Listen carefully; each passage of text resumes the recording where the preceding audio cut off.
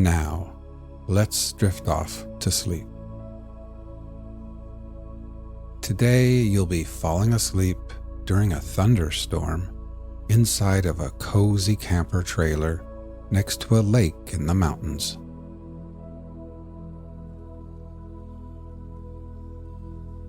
Imagine you are feeling exhausted, hot, and sweaty as you return to your camper.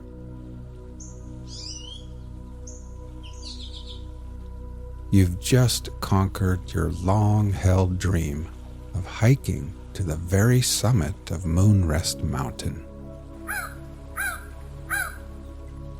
You've changed into your swimsuit and are now standing at the edge of the dock on weary, trembling legs, ready to celebrate your incredible achievement with a refreshing dive into the cool, crystal-clear waters of Silver Lake.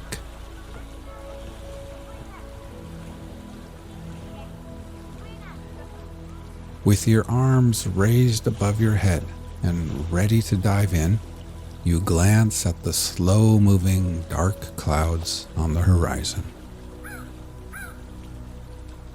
Beads of sweat are still clinging to your forehead when you push off the dock and soar through the air before gliding perfectly into the water. The crisp, cool water envelops you, gently massaging your entire being. You can almost taste the clean, mineral freshness of the water as it washes away all the sweat, dust, and grime from your skin.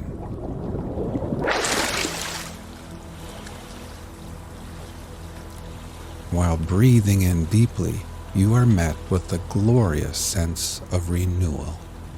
You feel utterly refreshed and rejuvenated.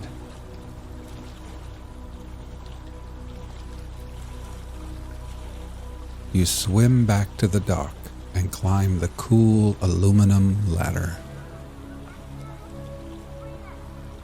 Then, standing there with a soft cotton towel draped around your shoulders, you gaze out across the deep blue lake. Here and there, motorboats, canoes, sailboats, and jet skis are now headed towards the shores. Everyone knows rain is coming.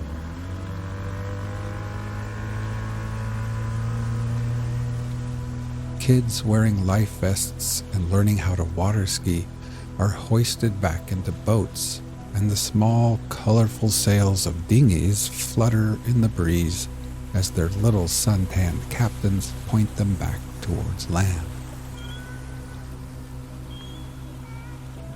Now, all toweled off and feeling a little bit chilled, you walk barefoot back to your camper ahead of the rain.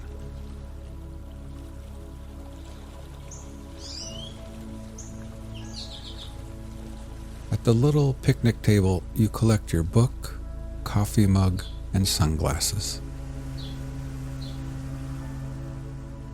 You gather up other items and place them into a plastic tote. A salt and pepper shaker, a box of wooden matches, some paper plates. You secure the lid on the tote and move the Coleman lantern under the table.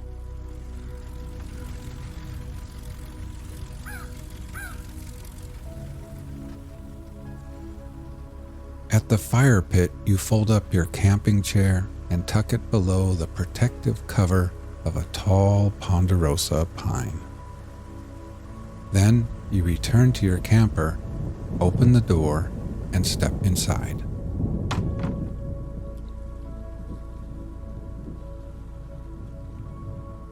In the little kitchenette, you set water to boil for tea. And then you change into your favorite, coziest leisure wear.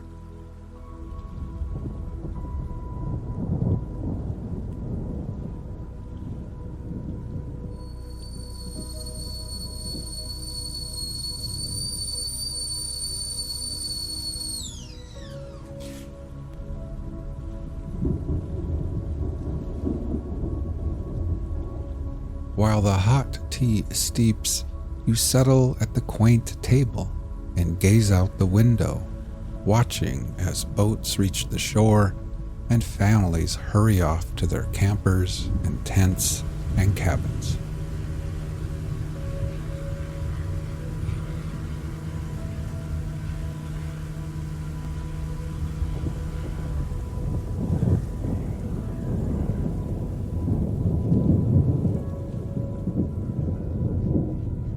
Now, with a warm cup of tea in hand and nestled in your soft, comfy clothes, you feel your body slowly warming again.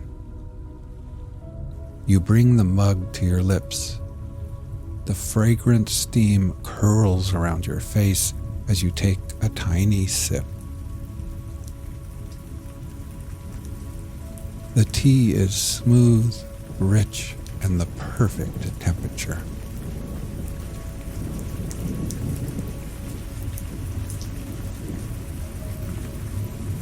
You take a bigger sip, and the tea flows down to your core, melting away the chill from the lake. A rush of warmth spreads throughout your body, like a wave of little goosebumps, and you're suddenly filled with a sense of deep accomplishment, peace, and satisfaction.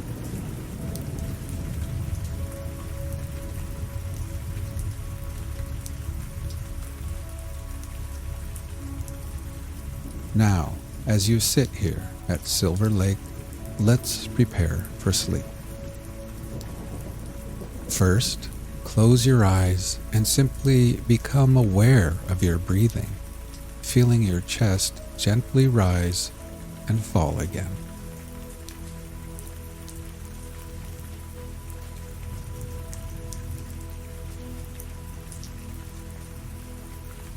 Next, let's take a few deeper breaths. We will slowly fill our lungs with the cool, sweet scent of pine trees and that fresh mountain air. And then, after holding briefly, we will let it all go and exhale. Ready? Breathe in deeply, hold for 3, 2, 1, and then exhale.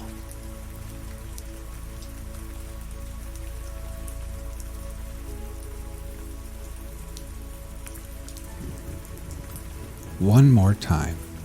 Breathe in deeply, hold for 3, 2, 1, and exhale.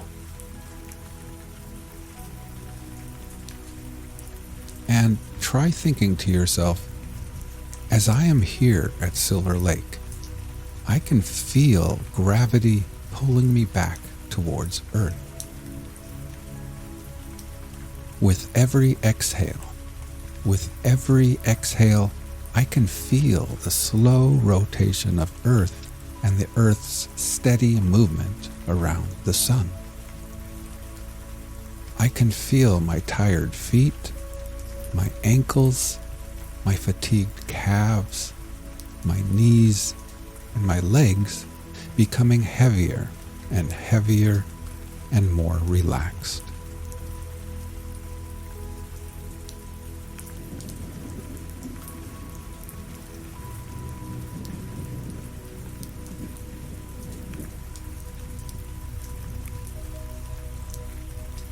You finish the last sip of your perfect tea, and then you pick up a little pencil and notebook resting on the table. With them in hand, you make your way to the sleeping nook at the other end of the camper, where you collapse heavily into the soft, wide bed.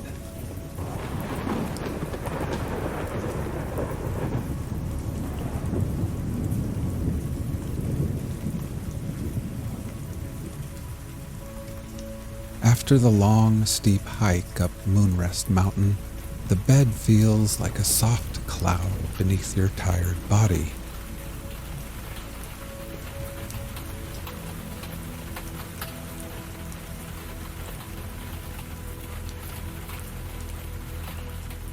The little windows by the bed are cracked open, and your nostrils catch the pleasant scent of fresh rain on pine needles and moss.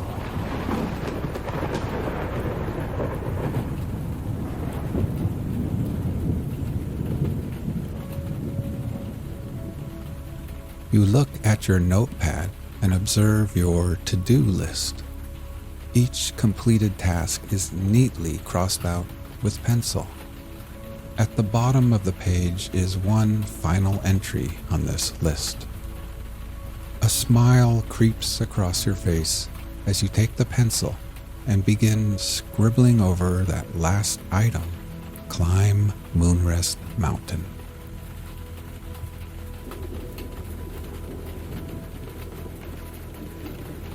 You set the notepad aside, thinking how perfect everything feels at this moment.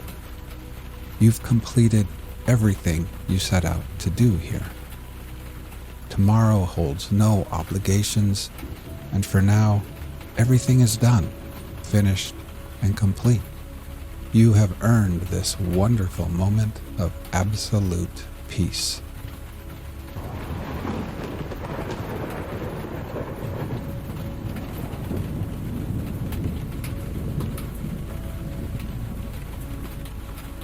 Your body sinks deeper into the soft bed. Every muscle relaxes from the tips of your fingers to the soles of your tired feet as you surrender to the peace and calm and take in the rich mountain air.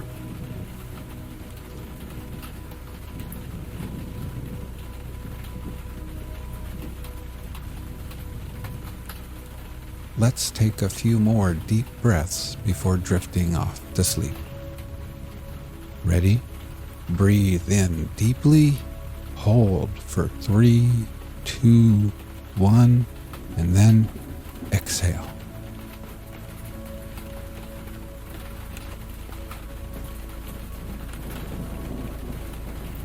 One more time. Breathe in deeply, hold for 3, 2, 1, and exhale.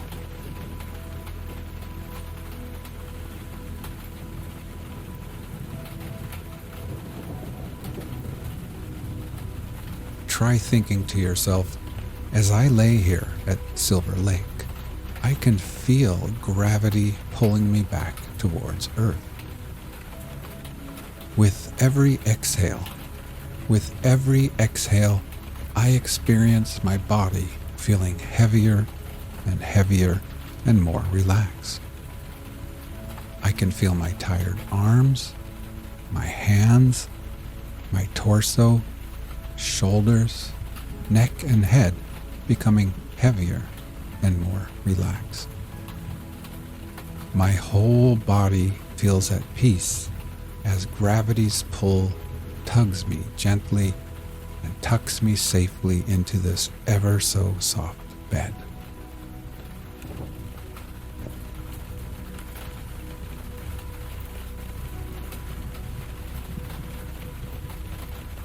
Now, feeling oh so satisfied, safe, accomplished, rejuvenated, sleepy, and happy, you reach over to a little transistor radio, tune it to your favorite station, then lay back and close your eyes.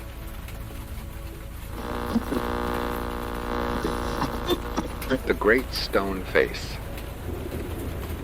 from Twice Told Tales by Nathaniel Hawthorne. One afternoon, when the sun was going down, a mother and her little boy sat at the door of their cottage, talking about the Great Stone Face. They had but to lift their eyes, and there it was plainly to be seen, though miles away, with the sunshine brightening all its features. And what was the Great Stone Face? Embosomed amongst a family of lofty mountains, there was a valley so spacious that it contained many thousand inhabitants. Some of these good people dwelt in log huts with the black forest all around them on the steep and difficult hillsides. Others had their homes in comfortable farmhouses and cultivated the rich soil on the gentle slopes or level surfaces of the valley. Others, again, were congregated into populous villages where some wild highland rivulet, tumbling down from its birthplace in the upper mountain region, had been caught and tamed by human cunning and compelled to turn the machinery of cotton factories. The inhabitants of this valley, in short, were numerous and of many modes of life, but all of them, grown people and children, had a kind of familiarity with the Great Stone Face, although some possessed the gift of distinguishing this grand natural phenomenon more perfectly than many of their neighbors.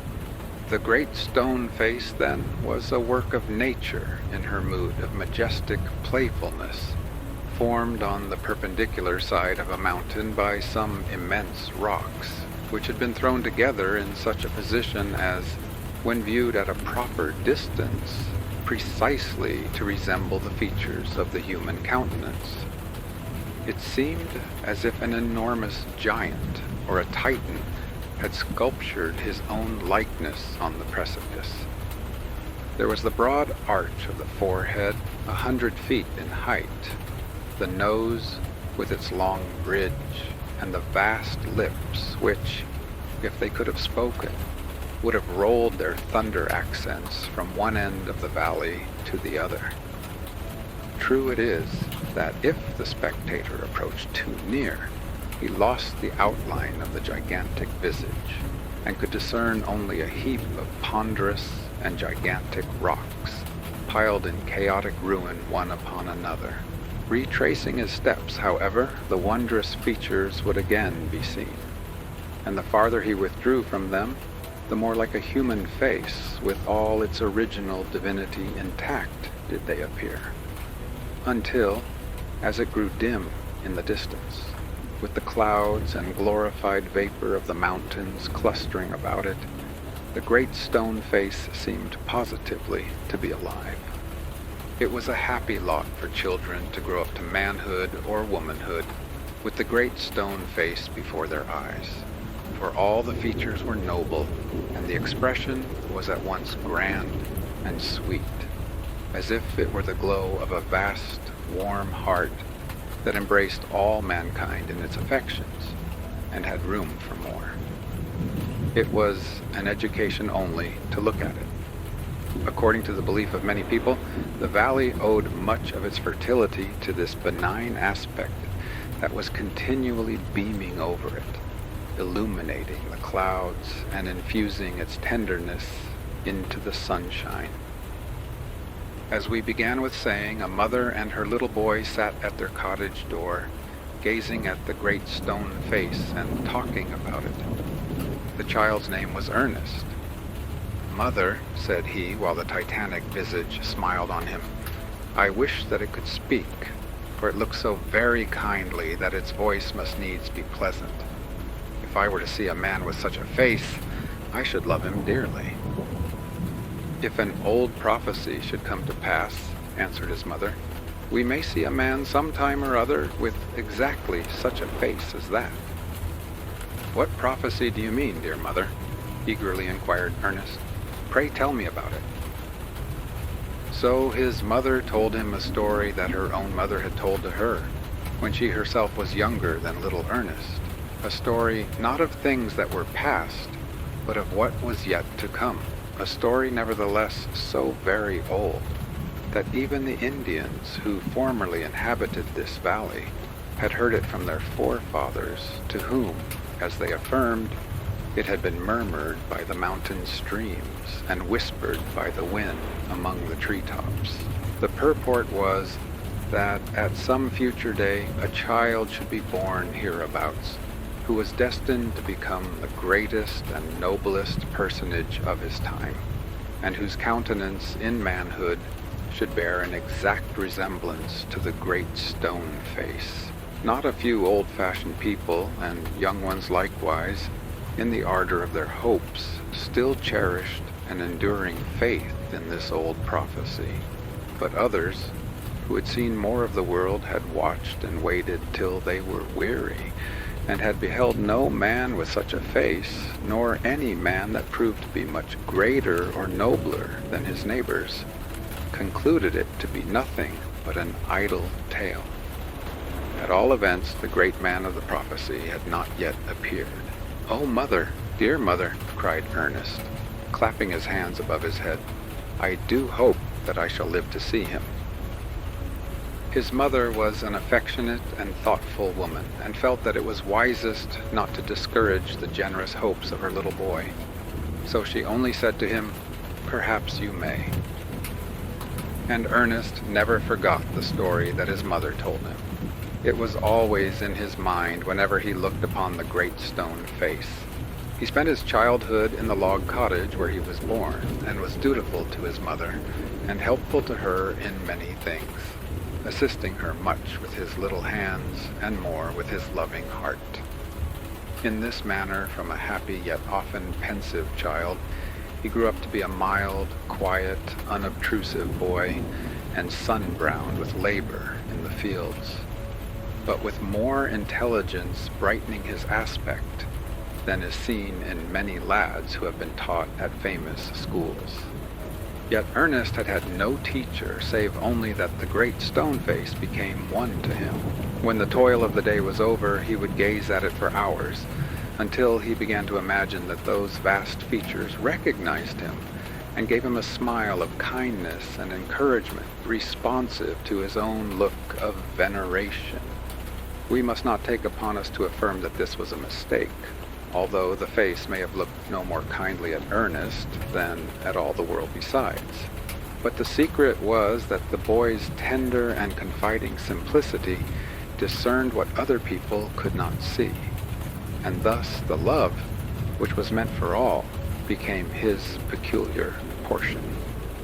About this time there went a rumor throughout the valley that the great man, foretold from ages long ago, who was to bear a resemblance to the great stone face, had appeared at last.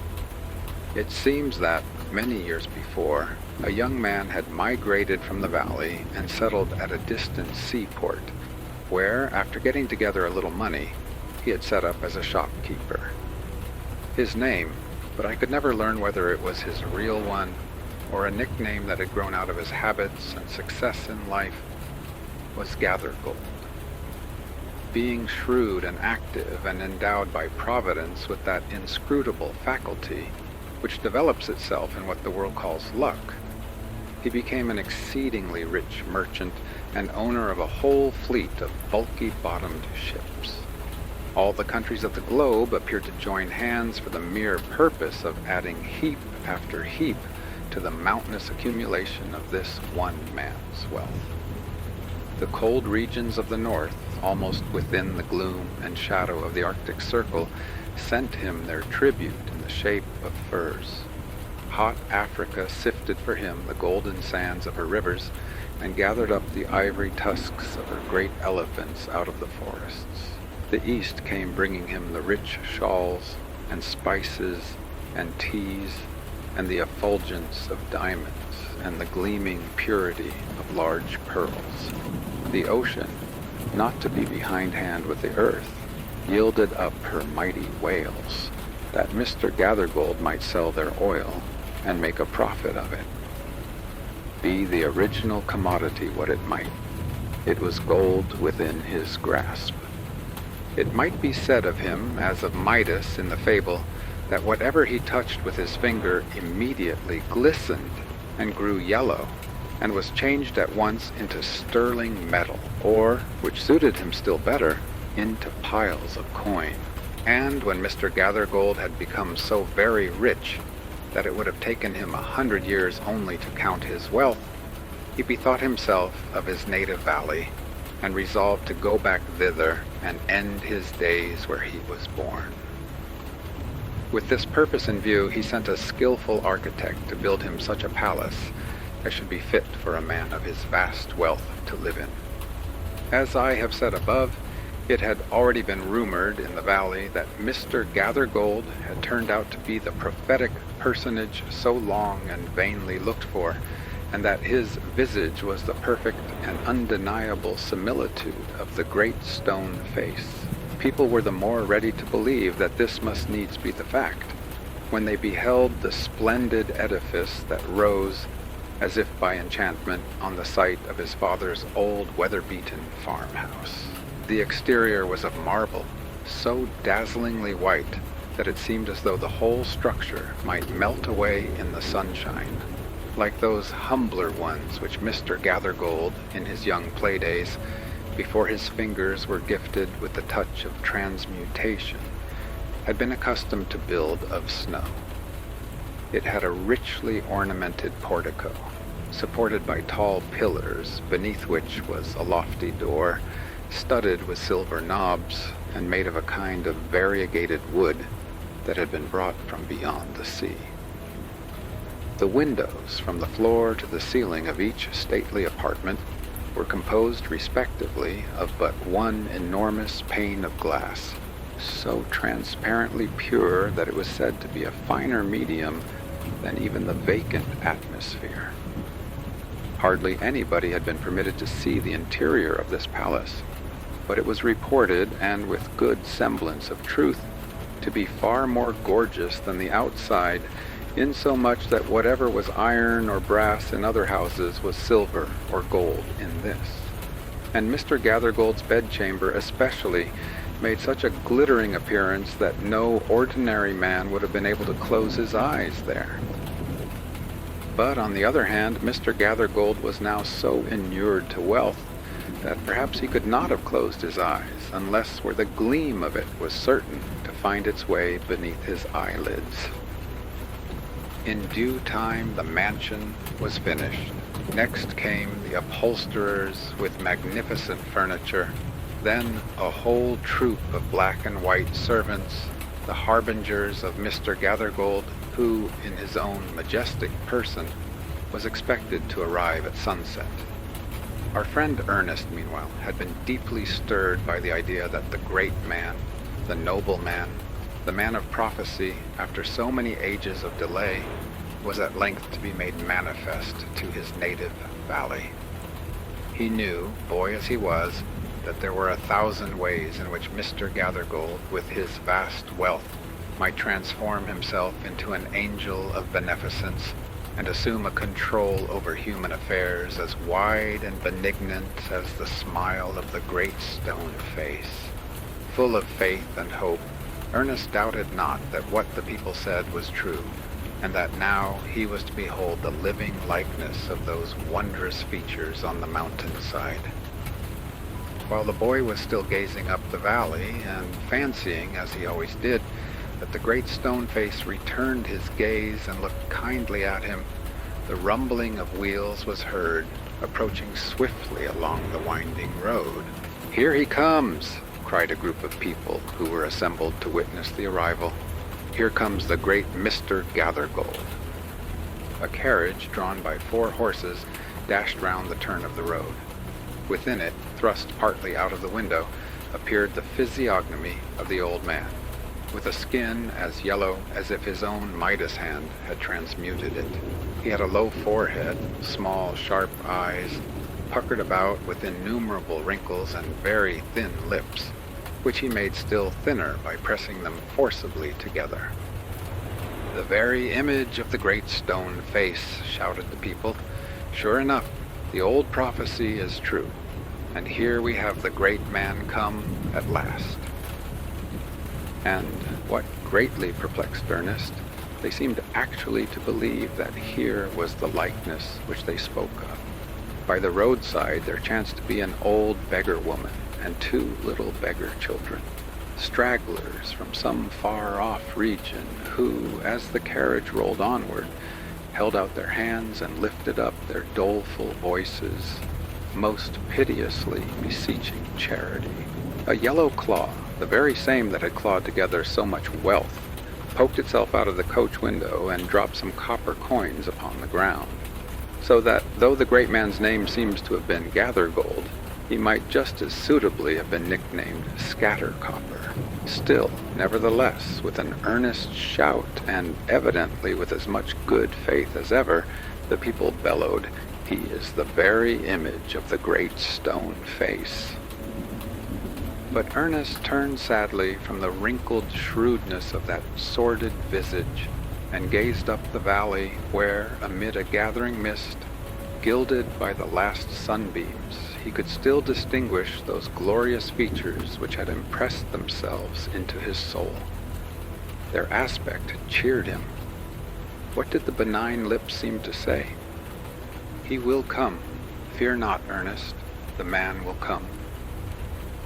The years went on, and Ernest ceased to be a boy. He had grown to be a young man. Now he attracted little notice from the other inhabitants of the valley, for they saw nothing remarkable in his way of life, save that, when the labor of the day was over, he still loved to go apart and gaze and meditate upon the great stone face. According to their idea of the matter, it was a folly indeed, but pardonable, inasmuch as Ernest was industrious, kind, and neighborly, and neglected no duty for the sake of indulging this idle habit. They knew not that the great stone face had become a teacher to him, and that the sentiment which was expressed in it would enlarge the young man's heart, and fill it with wider and deeper sympathies than other hearts.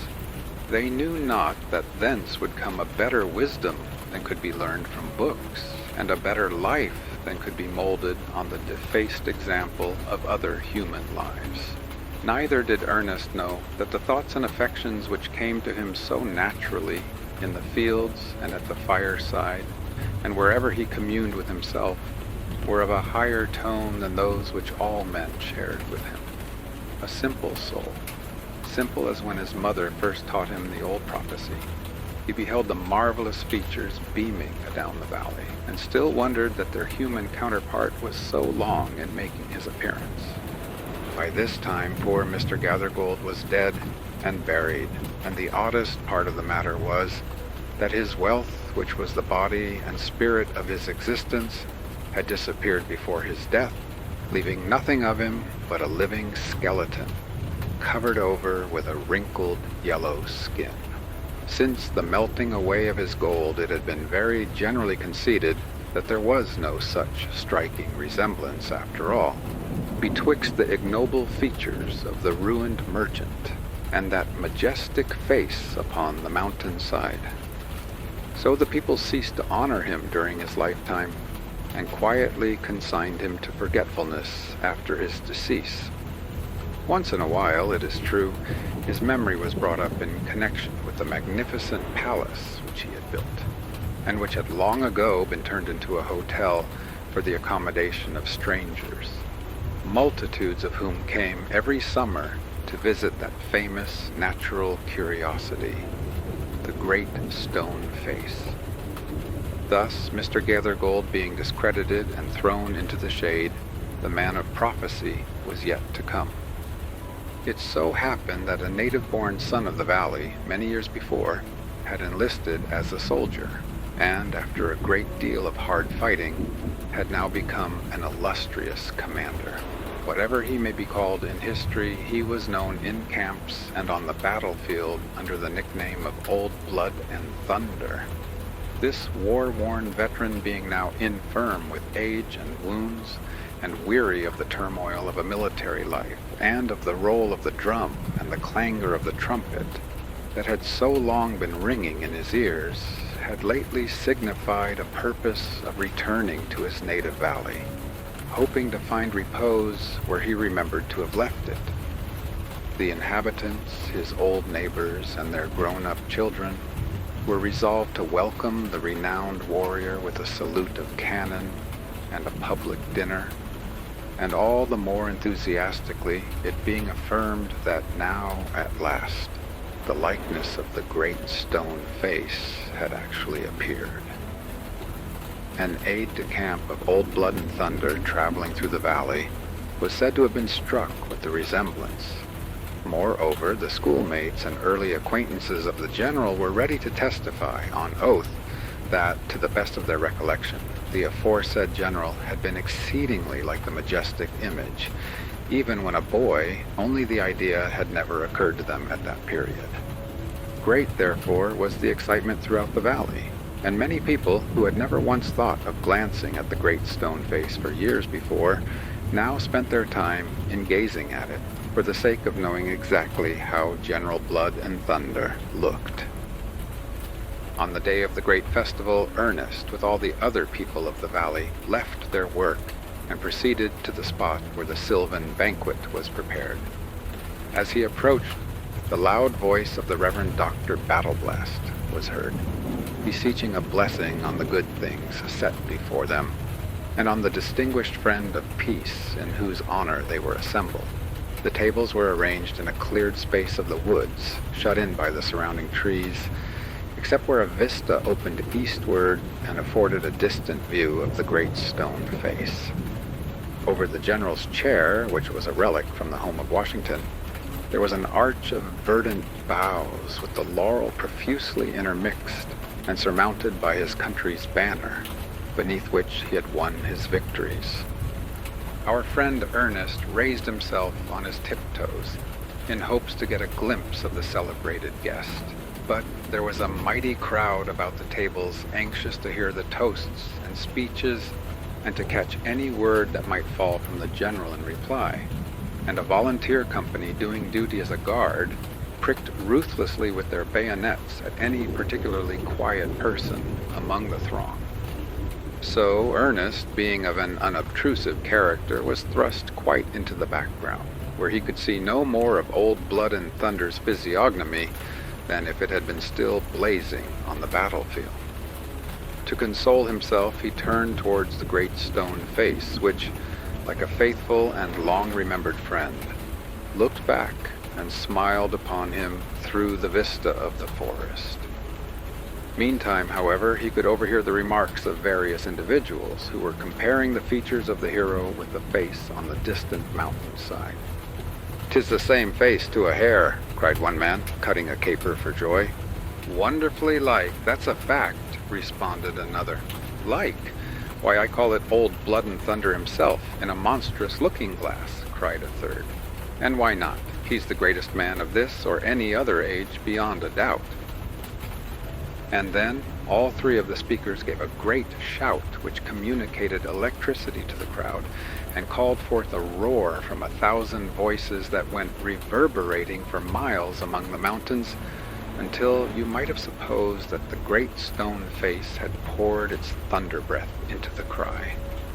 All these comments and this vast enthusiasm served the more to interest our friend, nor did he think of questioning that now, at length, the mountain visage had found its human counterpart.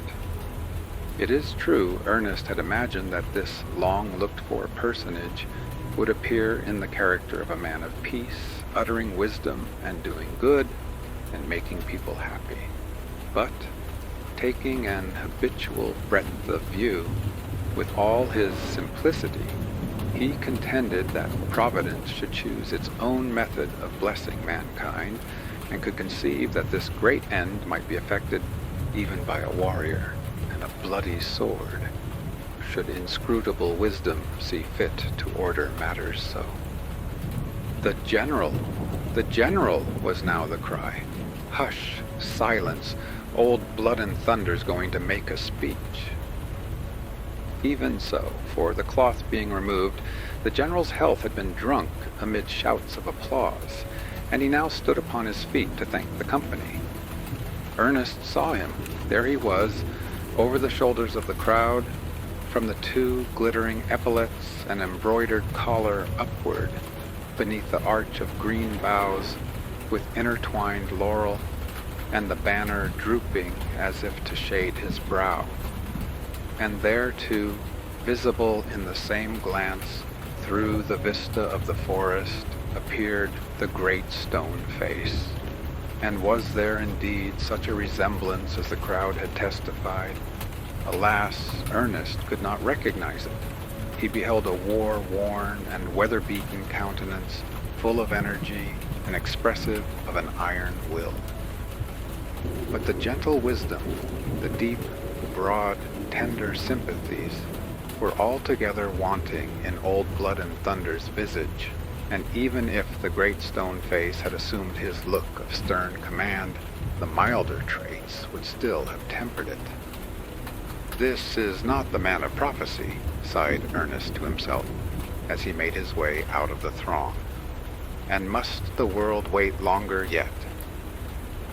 The mists had congregated about the distant mountainside, and there were seen the grand and awful features of the great stone face, awful but benignant, as if a mighty angel were sitting among the hills, and enrobing himself in a cloud vesture of gold and purple. As he looked, Ernest could hardly believe but that a smile beamed over the whole visage, with a radiance still brightening, although without motion of the lips. It was probably the effect of the western sunshine, melting through the thinly diffused vapors that had swept between him and the object that he gazed at. But, as it always did, the aspect of his marvelous friend made Ernest as hopeful as if he had never hoped in vain. "Fear not, Ernest," said his heart, even as if the great face were whispering him, "Fear not, Ernest, he will come." More years sped swiftly and tranquilly away. Ernest still dwelt in his native valley, and was now a man of middle age. By imperceptible degrees he had become known among the people. Now, as heretofore, he labored for his bread, and was the same simple-hearted man that he had always been. But he had thought and felt so much, he had given so many of the best hours of his life to unworldly hopes for some great good to mankind, that it seemed as though he had been talking with the angels, and had imbibed a portion of their wisdom unawares. It was visible in the calm and well-considered beneficence of his daily life, the quiet stream of which had made a wide green margin all along its course. Not a day passed by that the world was not the better because this man, humble as he was, had lived. He never stepped aside from his own path, yet would always reach a blessing to his neighbor. Almost involuntarily, too, he had become a preacher. The pure and high simplicity of his thought, which as one of its manifestations took shape in the good deeds that dropped silently from his hand, flowed also forth in speech. He uttered truths that wrought upon and molded the lives of those who heard him. His auditors, it may be, never suspected that Ernest, their own neighbor and familiar friend, was more than an ordinary man. Least of all did Ernest himself suspect it. But inevitably, as the murmur of a rivulet, came thoughts out of his mouth that no other human lips had spoken. When the people's minds had had a little time to cool, they were ready enough to acknowledge their mistake in imagining a similarity between General Blood and Thunder's truculent physiognomy and the benign visage on the mountainside. But now, again there were reports, and many paragraphs in the newspapers, affirming that the likeness of the great stone face had appeared upon the broad shoulders of a certain eminent statesman. He, like Mr. Gathergold and Old Blood and Thunder, was a native of the valley, but had left it in his early days and taken up the trades of law and politics. Instead of the rich man's wealth and the warrior's sword, he had but a tongue, and it was mightier than both together. So wonderfully eloquent was he that whatever he might choose to say, his auditors had no choice but to believe him.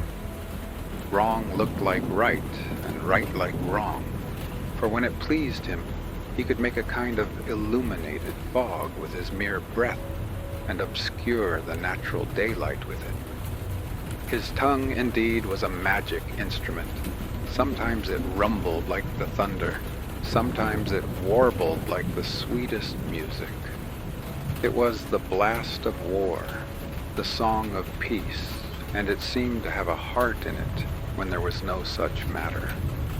In good truth, he was a wondrous man, and when his tongue had acquired him all other imaginable success, when it had been heard in halls of state and in the courts of princes and potentates, after it had made him known all over the world, even as a voice crying from shore to shore, it finally persuaded his countrymen to select him for the presidency.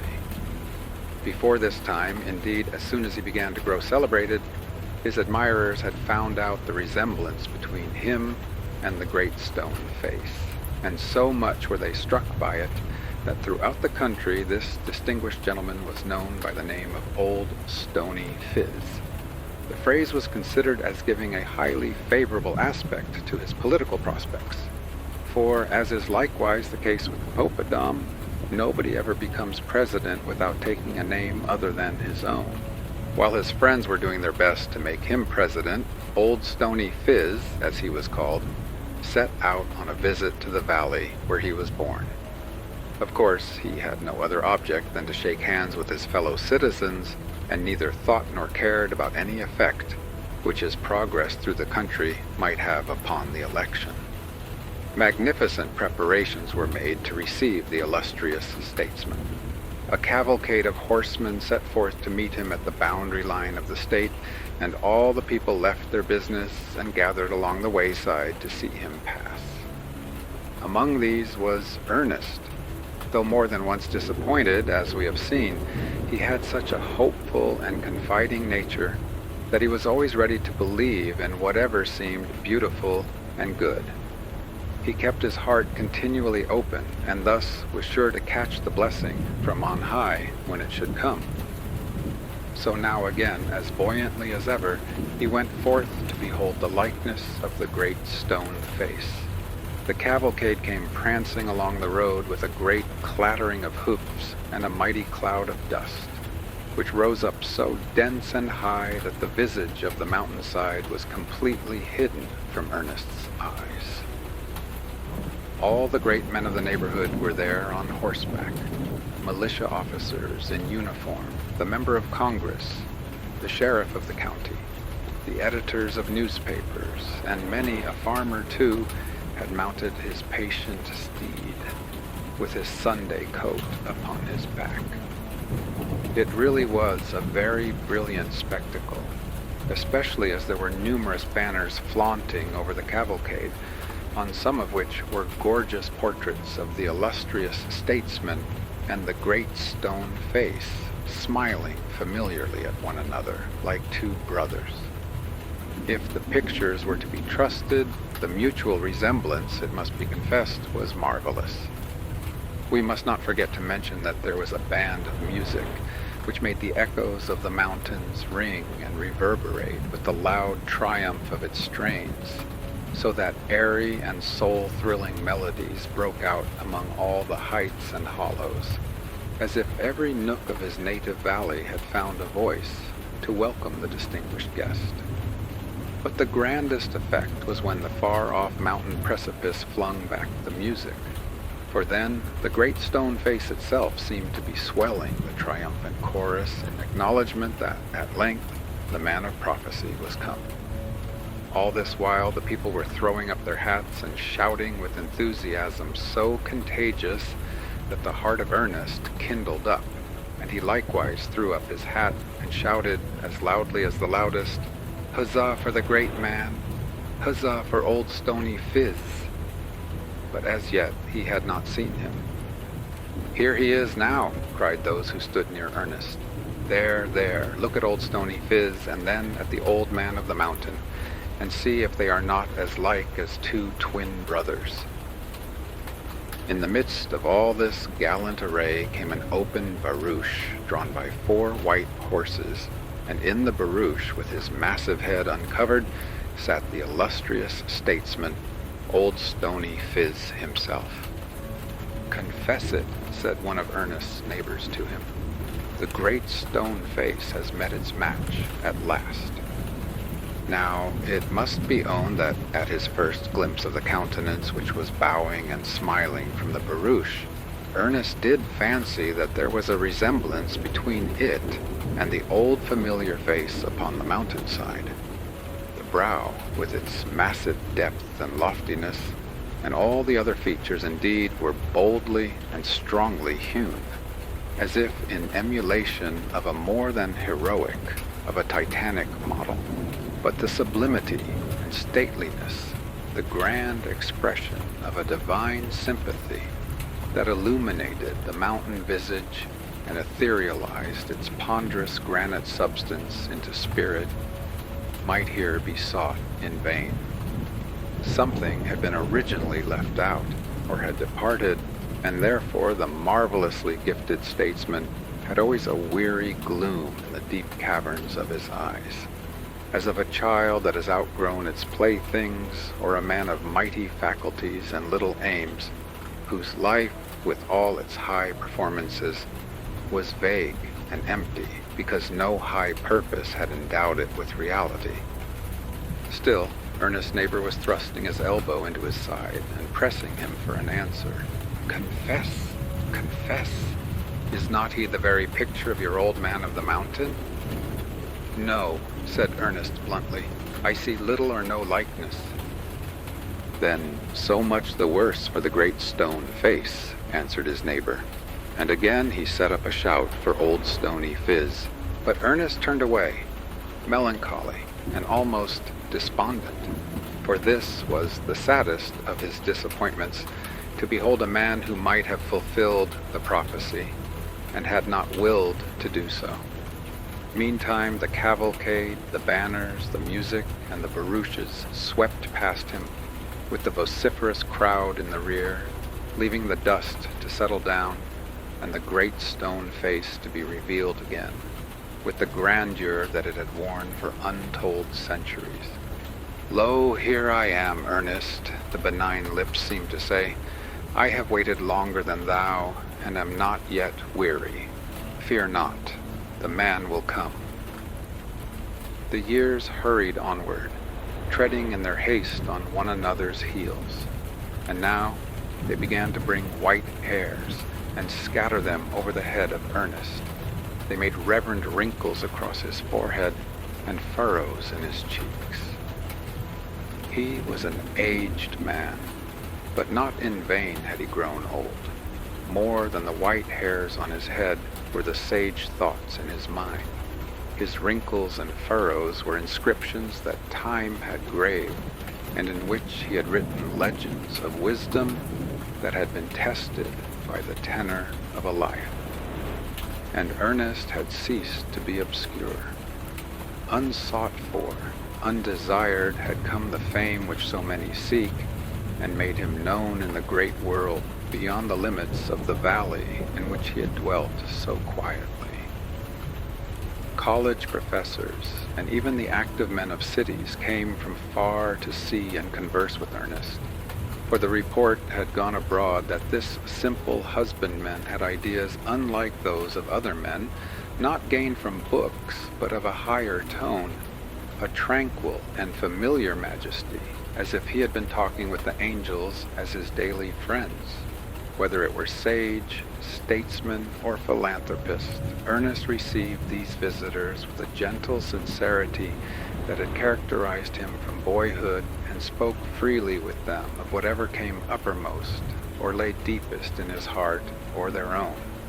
While they talked together, his face would kindle unawares and shine upon them as with a mild evening light. Pensive with the fullness of such discourse, his guests took leave and went their way, and passing up the valley, paused to look at the great stone face, imagining that they had seen its likeness in a human countenance, but could not remember where. While Ernest had been growing up and growing old, a bountiful providence had granted a new poet to this earth. He likewise was a native of the valley, but had spent the greater part of his life at a distance from that romantic region, pouring out his sweet music amid the bustle and din of cities. Often, however, did the mountains which had been familiar to him in his childhood lift their snowy peaks into the clear atmosphere of his poetry.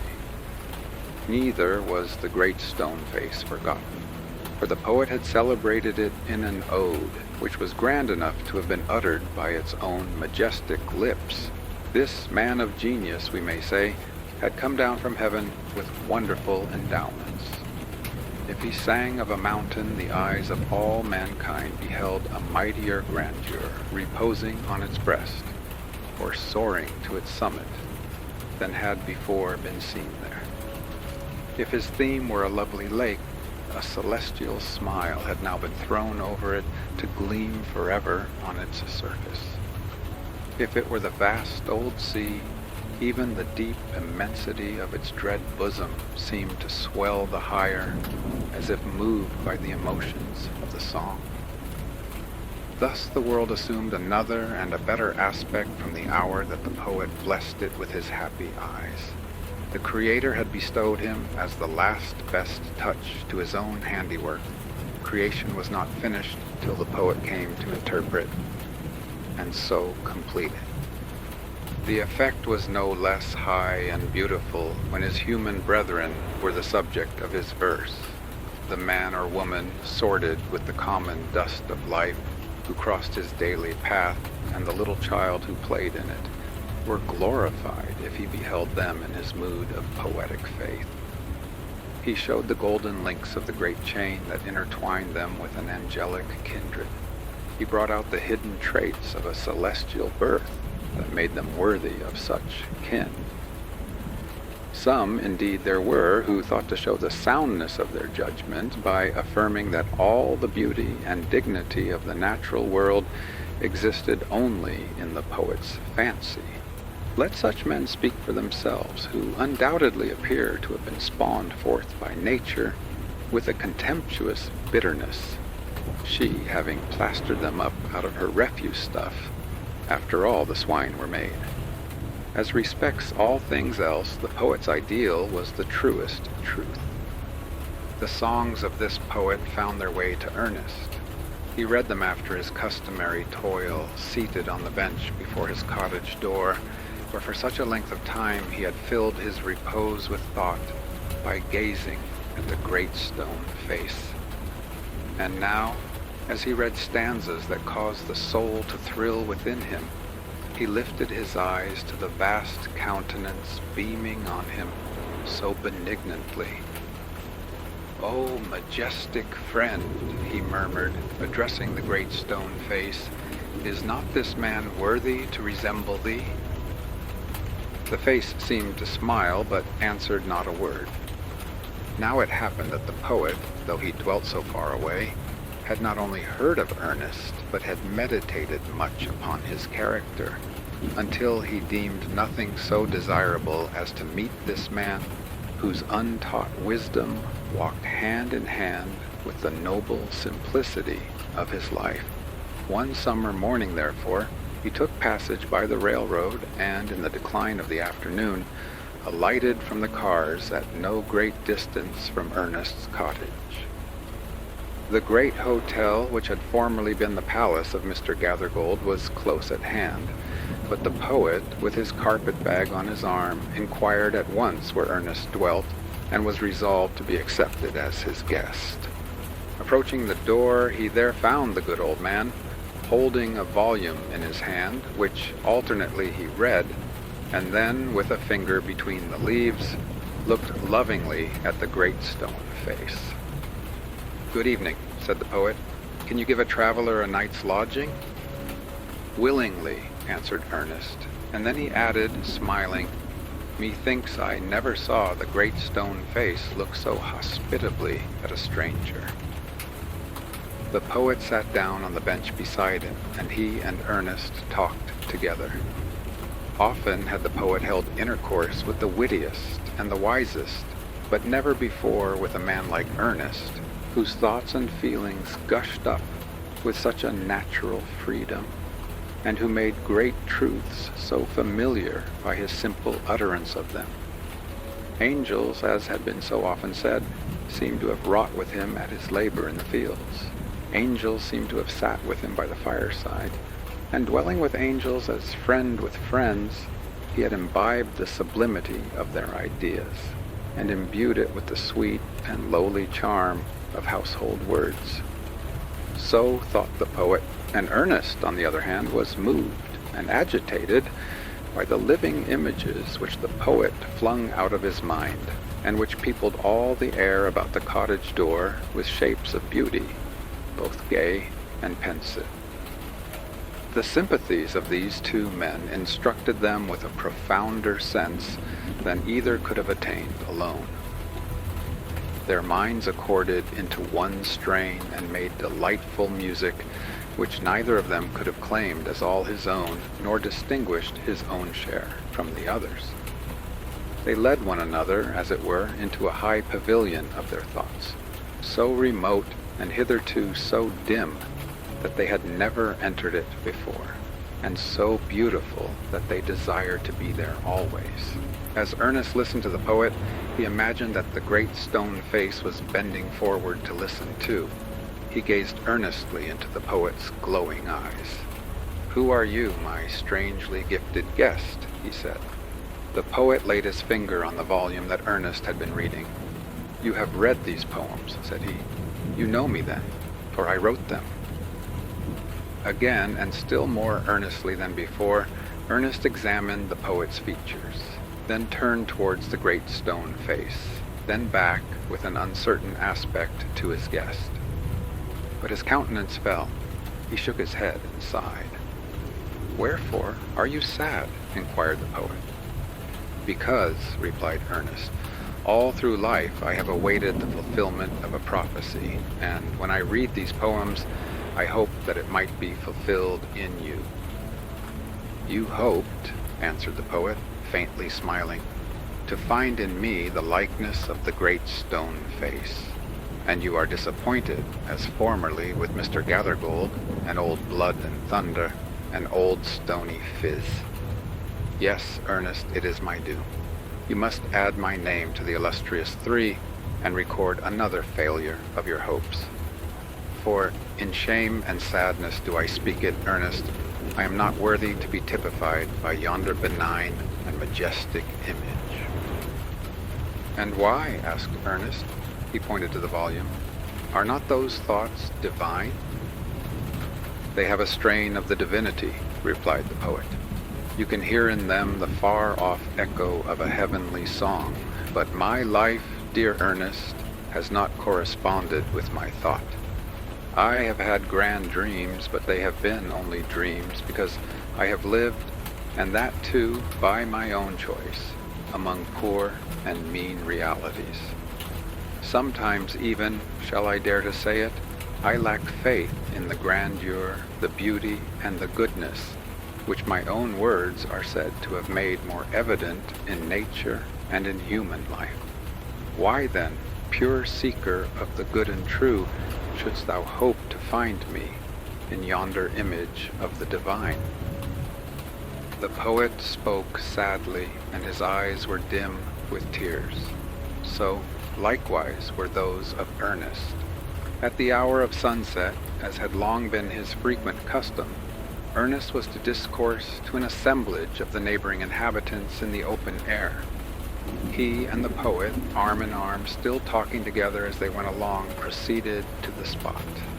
It was a small nook among the hills, with a gray precipice behind, the stern front of which was relieved by the pleasant foliage of many creeping plants that made a tapestry for the naked rock by hanging their festoons from all its rugged angles. At a small elevation above the ground, set in a rich framework of verdure, there appeared a niche, spacious enough to admit a human figure, with freedom for such gestures as spontaneously accompany earnest thought and genuine emotion. Into this natural pulpit, Ernest descended and threw a look of familiar kindness around upon his audience. They stood, or sat, or reclined upon the grass, as seemed good to each, with the departing sunshine falling obliquely over them, and mingling its subdued cheerfulness with the solemnity of a grove of ancient trees, beneath and amid the boughs of which the golden rays were constrained to pass. In another direction was seen the great stone face, with the same cheer combined with the same solemnity in its benignant aspect. Ernest began to speak, giving to the people of what was in his heart and mind. His words had power because they accorded with his thoughts, and his thoughts had reality and depth because they harmonized with the life which he had always lived. It was not mere breath that this preacher uttered. They were the words of life, because a life of good deeds and holy love was melted into them. Pearls, pure and rich, had been dissolved into this precious draught. The poet, as he listened, felt that the being and character of Ernest were a nobler strain of poetry than he had ever written. His eyes glistening with tears, he gazed reverentially at the venerable man, and said within himself that never was there an aspect so worthy of a prophet and a sage as that mild, sweet, thoughtful countenance, with the glory of white hair diffused about it. At a distance, but distinctly to be seen, high up in the golden light of the setting sun, appeared the great stone face, with hoary mists around it, like the white hairs around the brow of Ernest. Its look of grand beneficence seemed to embrace the world. At that moment, in sympathy with the thought which he was about to utter, the face of Ernest assumed a grandeur of expression, so imbued with benevolence that the poet, by an irresistible impulse, threw his arms aloft and shouted, "Behold, behold, Ernest is himself the likeness of the great stone face." Then all the people looked, and saw that what the deep-sighted poet said was true. The prophecy was fulfilled, but Ernest, having finished what he had to say, took the poet's arm and walked slowly homeward, still hoping that some wiser and better man than himself would by and by appear, bearing a resemblance to the great stone face.